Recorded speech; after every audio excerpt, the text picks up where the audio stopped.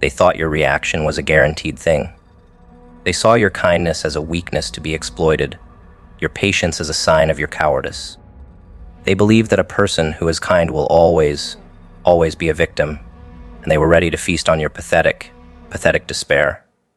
They threw their insults, their condescending looks, their cruel whispers at you, expecting a verbal fight, a tear, a moment of profound humiliation.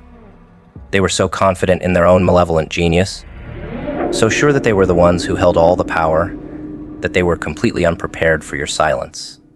The kind that isn't a surrender, but a shutdown, a single, precise, unfeeling act that left them utterly baffled and off balance. They were expecting to drain you of your energy. They were not expecting to become addicted to it. Your calm, your stillness, your profound, unassailable indifference is a new drug, isn't it? It is a substance they never knew they needed, a magnificent, beautiful high they can no longer live without. They will try to provoke you again, but this time it's not for a reaction. It's for a taste of that quiet, powerful energy, the kind that can only come from a person who is completely, utterly, and devastatingly in control of themselves. They are now a beggar. They will look at you with a quiet, terrified suspicion, their eyes pleading for a single, fleeting moment of your attention, a single, fleeting moment of your pain.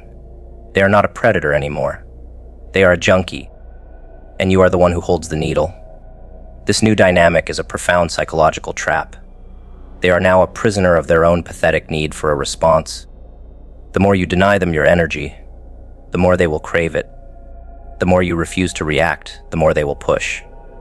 They are now in a prison of your own making, a cell where they are the only person who is suffering. They are now a slave to a person who has done nothing but sit in a state of quiet, unfeeling indifference. They have lost all of their power. They have lost all of their control. They are a person who is now completely, utterly, and devastatingly dependent on a person they believed they could destroy. This is the psychological aftermath. They are now a prisoner in their own mind. They are living in a world of mirrors, a world where every reflection shows them a new, terrifying, and completely unexpected version of themselves. They are now a person who is forced to confront their own profound emptiness, their own deep-seated fears, their own terrible lies. You have not taken their life. You have not taken their material possessions. You have simply taken their peace. You have taken their sense of self. You have taken their joy. And that, my friend, is a power far greater than any physical act of violence. This is an act of cosmic, unfeeling, brutal honesty. Your silence is a magnificent, terrifying kind of art. It is a masterpiece of psychological warfare. You are not a person who is fighting them. You are a person who has simply refused to play their pathetic little game. You are a person who has realized that their power is an illusion, a magnificent, beautiful lie that only works if you are willing to believe it. Your silence is now a warning. Your stillness is now a threat. You are a person who is no longer reacting to their poison. You are simply watching them, a quiet, unfeeling presence that is far more powerful than any of their lies. You have become a mirror, and you are simply showing them who they really are. This is a terrifying, magnificent kind of power they will never be able to comprehend. Their addiction is a self-consuming force. It destroys their genuine relationships. It destroys their chance at true happiness. It destroys their ability to take responsibility for their own lives. They are trapped in a cycle of creating problems to justify their victimhood, a tragic, miserable dance of self-destruction they will continue to perform until the day they die. They are a person who has chosen to be a victim, and they have become so good at it that they cannot even imagine a world where they are the hero, where they are the villain, where they are anything but a pathetic, helpless bystander. You have nothing to gain by saving them. Their addiction is their choice and their punishment. You are free because you are not a pity dealer. You are not a person who is waiting for a hero to save them, and you are not a person who is looking for a victim to manipulate. You are a person who is a force of nature, a person who is in control of their own destiny.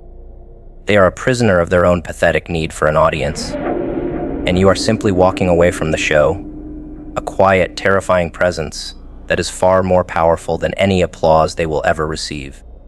They will continue their pathetic existence. They will find new people to tell their story to, new people to manipulate with their suffering. But they will never be free. They are destined to live a life of quiet desperation, a life where they are always the victim, and they will be haunted by their own inaction until the day they die. Their world will shrink, their power will diminish, and in the end, they will be left completely alone, surrounded by the ghosts of a life they were too afraid to live. They are a living, breathing testament to the consequences of a pathetic, cowardly choice. The ultimate power is not in what you give to others. It is in what you keep for yourself. They are a person who has given their power away in exchange for a temporary high of attention. You are a person who has kept their power. They are a slave to the applause of others. You are a king who is a master of their own universe. And in the end, the only truth that matters is that one of you is a prisoner, and the other is free. The prisoner is the one who is still living in a world of lies, and the free person is the one who has already won the game. They have a profound, pathetic belief in the malleable nature of morality. They are so consumed by their own convenience that they believe the lines that govern human decency are not fixed and unchangeable. They are a person who is willing to move the goalposts, to change the rules, to redraw the moral map to suit their own pathetic desires. They do not cross lines by mistake. They are testing you. They are pushing and prodding and testing the strength of your convictions, and they are doing it for their own profound, magnificent convenience. They see your patience as a weakness to be exploited, your kindness as a sign of your cowardice. They believe that a person who is kind will always be a victim, and they were so very wrong. Their first transgression is always dressed in a costume of profound, unassailable remorse. They will feign a moment of weakness, a temporary lapse in judgment. They will tell you that they would never, ever intentionally hurt you. This is a beautiful, magnificent lie, a theatrical performance designed to make you lower your guard. They are not asking for your forgiveness. They are asking for your complicity. They are asking you to believe in their pathetic narrative. And they are so good at their performance that you will almost fall for it. This is their magnificent psychological weapon. They are a thief in the night, and you are simply the one who is sleeping. They are not just crossing the line once. They are doing it over and over, a quiet, insidious, and devastating campaign designed to leave you in a constant state of confusion. The first time it was a mistake. The second time it was a simple misunderstanding. The third time it was just a joke, a simple, pathetic display of their own profound insecurity. Each time the line moves a little further. Each time they are conditioning you to doubt your own instincts, to question your own sense of right and wrong. They are not just redrawing the lines, they are erasing them. They are a person who is building a prison, and they are a person who has made you complicit in the construction. You will find yourself in a state of profound, unassailable confusion. You will not be able to trust your own instincts, your own feelings, your own sense of right and wrong. What was a betrayal yesterday is a simple misunderstanding today.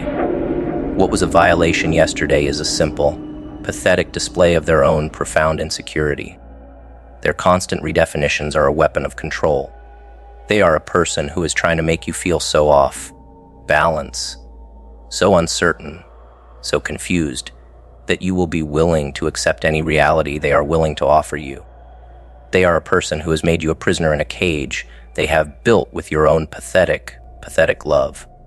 But then, the moment of chilling clarity, the moment you see the pattern, it is not a series of unfortunate events.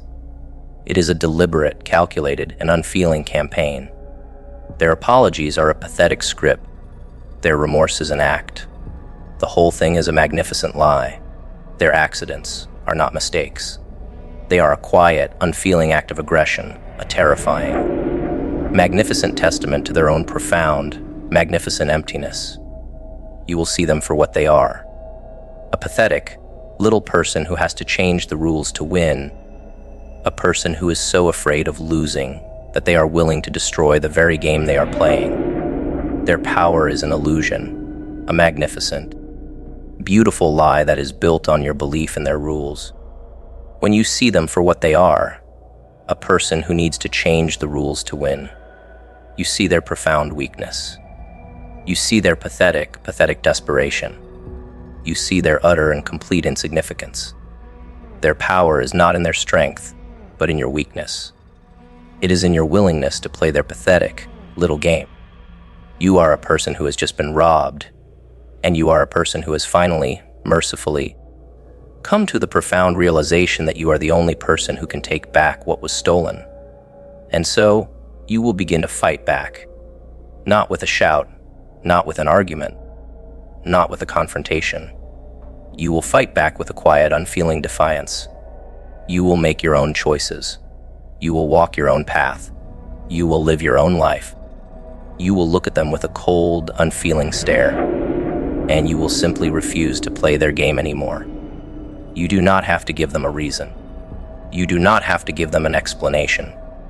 You simply have to be a person who is free, a person who is in control of their own destiny, and a person who has nothing to lose. They will become frantic. They will try to pull you back into the game. They will try to make you feel guilty for your unwillingness to accept their new reality. They will try to make you feel a profound sense of shame for wanting to be your own person. Let them. Their words are just the pathetic last gasps of a dying soul, a desperate, frantic attempt to regain a power they never truly had. They are a person who is now a beggar, and they are a person who has to ask for what they used to take. They are left alone with their redrawn lines. They can create a world where everything they do is justified, but they will be the only person living in it. You are not just a witness, you are a force that exposes the lie. You have not just won, you have left them in a beautiful, magnificent, self-made prison. They are now a prisoner in their own mind, a tragic, miserable portrait of a person who has chosen to live in a world of lies. You are a person who has chosen to live in a world of brutal, unvarnished truth. They believe you are a fool who waits for a single, sudden, dramatic blow. They believe that a person who is capable of a grand, unforgivable act is a person who is simply waiting for the perfect moment to strike. They are so consumed by their own pathetic narrative of your naivete that they have failed to see the truth. The unforgivable act is not a spontaneous act of malice.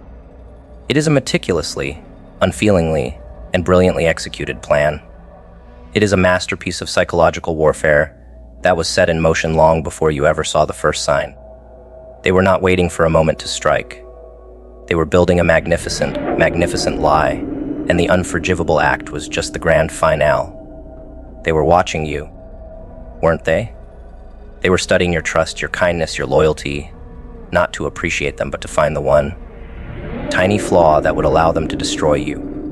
They were a person who was so terrified of being seen for who they really are that they were willing to spend a lifetime building a fortress of deceit, a magnificent, beautiful lie that was so powerful it had become their reality. They are a living, breathing testament to the fact that you cannot hide from the truth, and you, my friend, are the one who has decided to pull back the curtain and reveal the pathetic, miserable man behind it. Their cruelty was not a spontaneous act of rage. It was a cold, calculated, and patient plan that unfolded over time.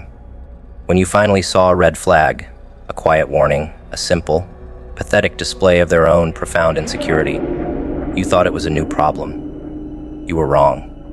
It was a late-stage symptom of a disease that had been growing in secret for a very long time. You were so busy looking for the one grand, unforgivable act that you failed to see the 1,000 tiny cuts